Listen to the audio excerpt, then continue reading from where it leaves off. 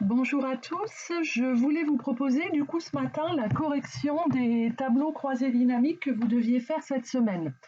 Donc, je vous ai montré la partie cours sur les 3 tableaux qui sont ici et en fait je voulais vous montrer la correction de cet exercice 1.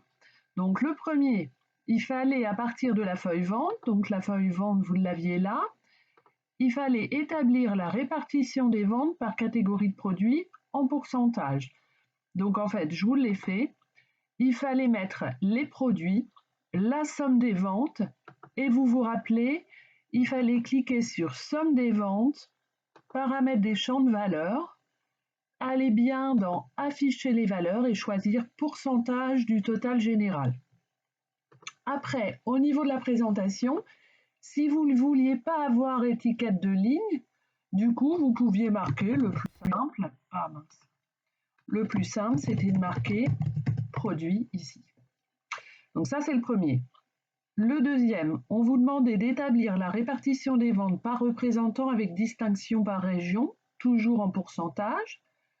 Donc, ça donnait les représentants, les régions, la somme des ventes. Et là, vous voyez, je ne l'ai pas mis en pourcentage. Donc, paramètres des champs de valeurs, afficher les valeurs, pourcentage du total général. OK.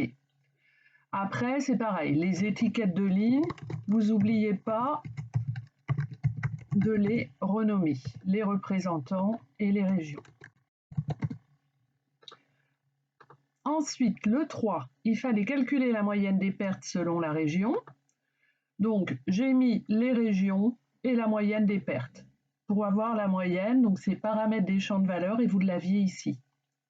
Donc après, vous avez peut-être fait différemment, hein. Les régions sont peut-être en colonne, mais c'est bon quand même. Au niveau de la présentation, je trouve que c'est un petit peu moins bien que de mettre les régions en ligne. Mais sinon, c'est bon. Donc là, vous marquez région. Ensuite, vous deviez afficher par année la somme des pertes de chaque représentant. Donc si on regarde le 4, par année, la somme des pertes, et là, moi c'est pareil, je n'ai pas mis les représentants.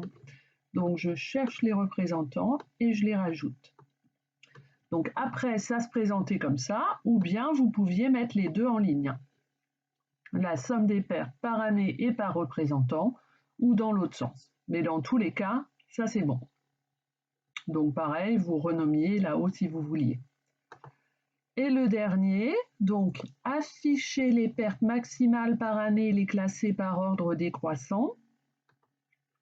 Donc là, vous aviez les max de pertes par année, donc pas par représentant, par année. Donc par année, max de pertes. Et pour faire le tri, c'était tout bête, hein. Déjà, c'était déjà trié, mais si toutefois vous voulez trier des chiffres, c'est là, hein, trier, filtrer. Trier du plus petit au plus grand, ou là c'était du plus grand au plus petit. Mais en fait par défaut ils étaient déjà triés parce que ça tombait comme ça. Donc voilà, donc ça c'était la correction du premier petit exercice que vous deviez faire. Donc dans une autre vidéo je vais vous faire la correction de l'autre.